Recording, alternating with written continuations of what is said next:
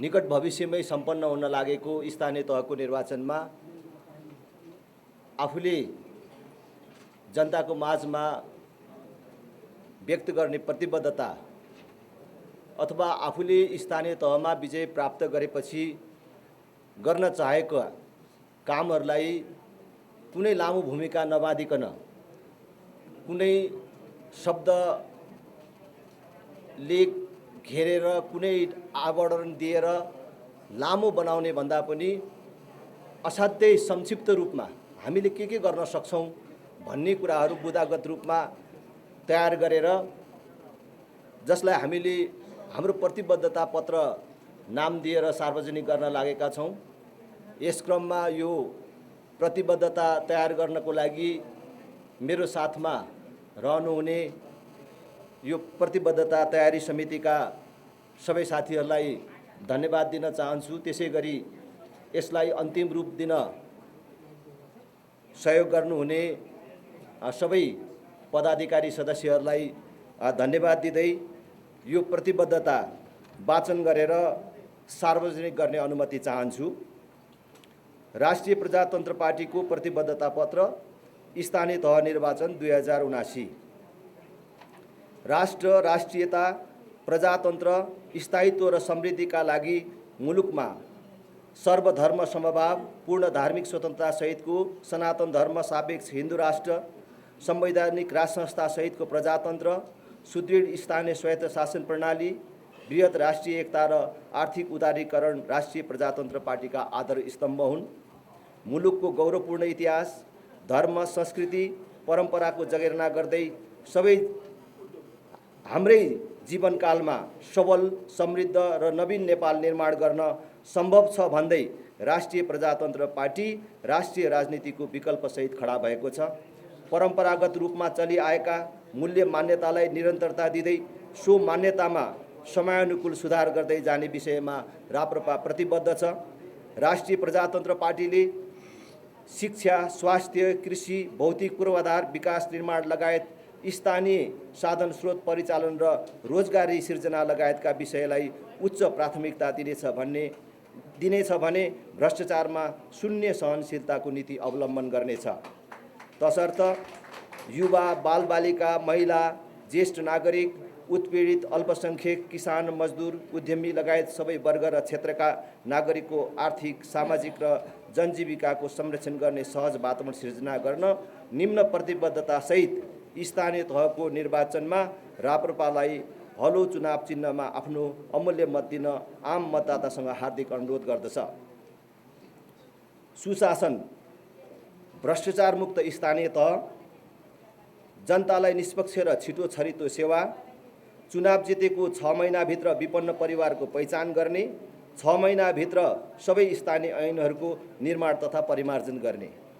शिक्षा, 12 कक्षासम्म पूर्ण निशुल्क शिक्षा, सबै स्थानीय तहमा कम्तीमा 1 प्राविधिक धारको विद्यालय, सबै विद्यालयमा अनिवार्य कम्प्युटर शिक्षा, प्रारम्भिक बाल विकास शिक्षा र कार्यक्रमलाई गुणस्तरीय बनाउन प्राथमिकता, गरिबीको रेखामुनि रहेका वर्ग तथा अल्पसंख्यक समूहका न्यूनतम 1 जना प्रतिभाशाली विद्यार्थीलाई प्रत्येक वर्ष चिकित्सा शास्त्र र इन्जिनियरिङ तह अध्ययन गर्न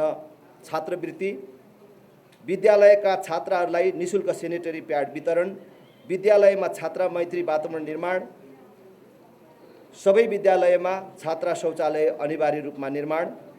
विद्यालयमा लागु औषध दुर्व्यसन विरुद्ध नियमित रूपमा अभियान सञ्चालन, प्रत्येक विद्यालयमा स्वच्छ पिउने पानीको व्यवस्था, बेरोजगार तथा सिपविहीन युवाको लागि सिपमूलक तालिम केन्द्र स्थापना, प्राथमिक तहसम्म स्थानीय मातृभाषामा शिक्षा, फरक शारीरिक क्षमता भएका विद्यार्थीका लागि विशेष कक्षाको व्यवस्था। स्वास्थ्य, सबै नागरिकलाई अनिवार्य तथा निशुल्क स्वास्थ्य बीमा, हरेक वडामा स्वास्थ्य चौकी र निशुल्क गुणस्तरीय आधारभूत स्वास्थ्य सेवा, सुनिश्चित बाल स्वास्थ्य र पोषण कार्यक्रम, प्रत्येक वडामा प्रसूति सेवा तथा निम्न आय भएका हरेक सुत्केरीलाई 3 महिनासम्म रु 3000 मासिक भत्ता, स्थानीय महिला स्वास्थ्य स्वयंसेविकालाई प्रोत्साहन भत्ता, सिकलेस, एनेमिया जस्ता रोगका बिरामीलाई निशुल्क उपचार, क्यान्सर, मृगौला तथा मेरुदण्ड रोगबाट पीडित स्थानीय नागरिकलाई मासिक स्वास्थ्य भत्ता, प्रत्येक किशोरीलाई पाठेघर क्यान्सर विरुद्धको खोप, प्रत्येक स्थानीय तहमा न्यूनतम 1 सुलभ औषधि पसलको व्यवस्था। कृषि तथा पशु। कृषि उद्योगमा स्थानीय रोजगार प्रवर्धनलाई प्रथम प्राथमिकता, निर्यातमूलक कृषिजन्य उत्पादनमा प्राथमिकता, कृषि उत्पादनको सुरक्षित भण्डारणका लागि चिस्यान भण्डार, एक वडा एक उत्पादनको अवधारणालाई प्राथमिकता, कृषिजन्य वस्तुको बजार तथा उचित मूल्य सुनिश्चित गर्न, थोक तथा हाट बजारको विस्तार र व्यवस्थापन। स्थलगत निरीक्षणको आधारमा व्यावसायिक कृषि, पशुपन्छी, मत्स्य पालन लगायत अन्य कृषिजन्य व्यवसायमा अनुदान, कृषि सहकारी मार्फत उन्नत बिउ बिजनको उत्पादन, प्रवर्धन र वितरणमा प्रोत्साहन, किसानको उपज बेच्ने सहकारीलाई अनुदान, सामूहिक खेती गर्ने समूहलाई अनुदान, सहज र सुपथ मूल्यमा कृषि मल र आधुनिक कृषि औजारको लागि अनुदानको व्यवस्था, सामुदायिक रूपमा सतह, भूमिगत र लिफ्ट सिँचाइलाई उच्च प्राथमिकता र कृषि कार्यको विद्युत शुल्कमा अनुदान, किसानको खेतमा बिजुली, उब्जाउ जमिन बाँझो नरहने व्यवस्था, प्राकृतिक प्रकोप तथा जङ्गली जनावरबाट किसानको बाली नाली क्षति भएमा प्राविधिक निरीक्षण गरी क्षतिपूर्तिको व्यवस्था, कृषि तथा बाली बिमाको व्यवस्था, गाई भैँसी बाख्रामा कृत्रिम गर्भाधान सेवा पूर्ण रूपमा निशुल्क, गाई भैँसीमा सुत्केरी भत्ताको व्यवस्था। खानेपानी। सबै घरधुरीमा 4 वर्षभित्र आधारभूत खानेपानी सेवा, तराईमा आर्सेनिक मुक्त सुरक्षित खानेपानी, उपभोक्ताको स्वामित्वमा खानेपानी योजना, एक घर एक धारा। कर व्यवस्था। स्थानीय करको दर परिमार्जन गरी 50% सम्म स्थानीय कर कटौती गरी न्यूनतम करको व्यवस्था गर्ने, रोजगारमूलक उद्योग स्थापना गर्नेलाई पूर्वाधार निर्माणमा सहयोग तथा 10 वर्षसम्म स्थानीय कर छुट, महिलाद्वारा सञ्चालित साना तथा लघु उद्योग व्यवसायमा 12 वर्षसम्म स्थानीय कर छुट, युवा तथा खेलकुद, सार्वजनिक निजी साझेदारीबाट युवा लक्षित उद्यम व्यवसाय प्रवर्धन, सामाजिक कुरीति, दुर्व्यसन, अन्धविश्वास, विभेद र असमानता विरुद्ध युवा परिचालन, आवश्यकताको आधारमा स्थानीय तहको रङ्गशाला, कबड हल, प्रत्येक वडामा खेल मैदान, प्रत्येक वडामा खुल्ला व्यायामशालाको निर्माण, स्थानीय प्रतिभाशाली खेलाडी तथा प्रशिक्षकलाई उच्चस्तरीय प्रशिक्षण र प्रोत्साहन, विदेशमा रहेका नेपाली कामदार युवालाई स्वदेशमै फर्कन उत्प्रेरित गर्ने र उनीहरूको सिप तथा दक्षताको आधारमा आफ्नै स्थानीय तहमा उद्यम गर्नका लागि सहज वातावरण निर्माण गर्ने, सहुलियतमा ऋण प्रदान गर्ने, निश्चित समयको लागि कर छुटको व्यवस्था गर्ने, भौतिक संरचना, सामाजिक, महिला, रोजगार तथा अन्य, प्रत्येक घरमा बिजुली, एक पालिका एक स्वरोजगार तालिम केन्द्रको स्थापना र तालिम प्राप्त युवालाई रोजगारको व्यवस्थापन गर्ने, सिप सिकेका युवालाई बिना धितो ऋण, सार्वजनिक स्थलमा फ्री वाइफाई, अति विपन्न परिवारका लागि परिचय पत्र र सुपथ मूल्यको पसल, सबै वडालाई सडक सञ्जालमा जोडी 12 महिना चल्ने कालोपत्री वा ग्राभेल सडकको व्यवस्था मिलाउने, नगर गाउँपालिकाको प्रत्येक वडामा बाल उद्यान पार्क, स्थानीय प्रदेश र केन्द्रीय तहबाट सञ्चालन हुने आयोजनाहरूमा स्थानीयहरूलाई रोजगारीमा प्राथमिकता, महिला हिंसा, दाइजो प्रथा तथा बाल विवाहको अन्त्य गर्ने तथा महिला सशक्तिकरण कार्यक्रमलाई प्राथमिकता, एकल तथा विदुर, शारीरिक र मानसिक रूपमा अशक्त असहाय ज्येष्ठ नागरिकका लागि स्याहार, सुसार, हेरचाह र औषधि उपचारको व्यवस्था, अशक्त, असहाय र टुरा बालबालिकालाई आवश्यक शिक्षा, स्वास्थ्य र हेरचाहको व्यवस्थाका लागि स्याहार केन्द्रहरूको स्थापना, गौशाला, गुरुकुल एवं अन्य विभिन्न धार्मिक तथा परम्परागत मान्यतामा आधारित शैक्षिक संस्थाहरूको संरक्षण, आवश्यकताको आधारमा एक स्थानीय तह एक गौशाला निर्माण, सबै प्रकारका ऐतिहासिक, पुरातात्विक र धार्मिक तथा पर्यटकीय क्षेत्र तथा संरचनाहरूको संरक्षण र प्रवर्धन, स्थानीय कला तथा संस्कृतिको संरक्षण र प्रोत्साहन,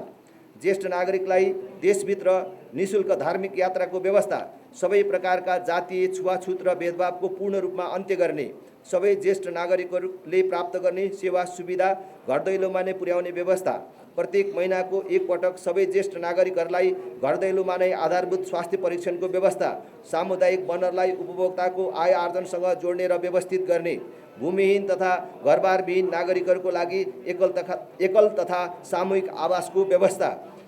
स्थानीय पर्यटन विकासलाई प्राथमिकता दिई होमस्टे सञ्चालनको लागि निर्व्याजी ऋण र तालिमको व्यवस्था, स्थानीय कलाकारको प्रतिभालाई अभिवृद्धि गर्न प्रोत्साहन गर्ने, स्थानीय तहमा विकास विज्ञको व्यवस्था गरी सम्भाव्यताको आधारमा विकास कार्यक्रम निर्माण तथा परिचालन, न्यूनतम 1 कार्यकाल नयाँ सवारी साधन खरिदमा रोक, स्थानीय तहमा पर्यावरण संरक्षण, जलवायु परिवर्तन न्यूनीकरण तथा जलवायुजन्य जोखिम कम गर्न स्थानीय अनुकूलन कार्ययोजना निर्माण तथा कार्यान्वयन, स्थानीय स्तरबाट उत्सर्जन हुने फोहोर मैला प्रदूषण न्यूनीकरण तथा ढल निकासको उचित व्यवस्थापन, एक विज्ञ समूह गठन गरी 1 वर्षभित्र ग्रामीण विकास योजनाको निर्माण, ग्रामीण स्तरमा आय आर्जन र रोजगारीलाई सुनिश्चितता गर्दै बसाइसराईलाई व्यवस्थित र न्यूनीकरण गर्ने, सबै भूमिहीन सुकुम्बासी तथा अव्यवस्थित समुदायको आत्मसम्मानपूर्वक जीवनयापनका लागि वातावरण निर्माण गर्ने, सबै भूमिहीन सुकुम्बासी तथा अव्यवस्थित समुदायको जीवनस्तर सहज बनाउनको लागि सार्वजनिक सेवा सुविधा, बत्ती, खानेपानी, ढल बाटोको सुविधाको व्यवस्था गर्ने। हामीले यसरी राष्ट्रिय प्रजातन्त्र पार्टीले आगामी स्थानीय तहमा विजय प्राप्त गर्ने स्थानहरूमा प्राथमिकता दिइने विषयहरू बुँदागत रूपमा उल्लेख गरेका छौँ र यस विषयमा पत्रकार साथीहरूको जिज्ञासाहरू भए हामीले छलफलको लागि फ्लोर ओपन गरेका छौँ र अहिलेलाई मैले यहाँ सार्वजनिक गर्नुपर्ने विषयहरू यतिमै समाप्त गरेको छु। धन्यवाद।